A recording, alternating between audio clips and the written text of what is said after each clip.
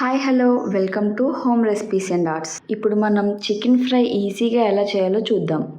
ముందుగా 300 grams chicken తీసుకొని అందులో రుచికి సరిపడ ఉప్పు, హాఫ్ టీ స్పూన్ పసుపు, 1 టీ స్పూన్ ధనియాల పొడి, 1 టీ స్పూన్ కారం, half teaspoon garam masala, 2 టీ స్పూన్ల అల్లం వెల్లుల్లి పేస్ట్, 2 టీ స్పూన్ల పెరుగు, అలాగే కొద్దిగా నిమ్మరసం పిండుకొని బాగా కలిపి ఒక అరగంట పాటు మ్యారినేట్ చేసుకోవాలి.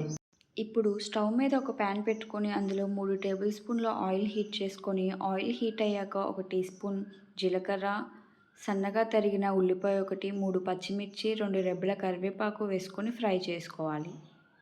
ఆనియన్స్ ఇలా ఫ్రై అయ్యాక ముందుగా మ్యారినేట్ చేసుకొని పెట్టుకున్న చికెన్ని వేసుకొని బాగా కలుపుకుంటూ కొంచెంసేపు ఫ్రై చేసుకోవాలి. ఇప్పుడు స్టవ్ని లో టు మీడియం ఫ్లేమ్ మీద పెట్టుకొని మూత పెట్టి చికెన్ని బాగా ఉడకనివ్వాలి. మధ్య మధ్యలో మూత తీసి కలుపుతూ ఉండాలి, లేదంటే అడుగు మాడుతుంది.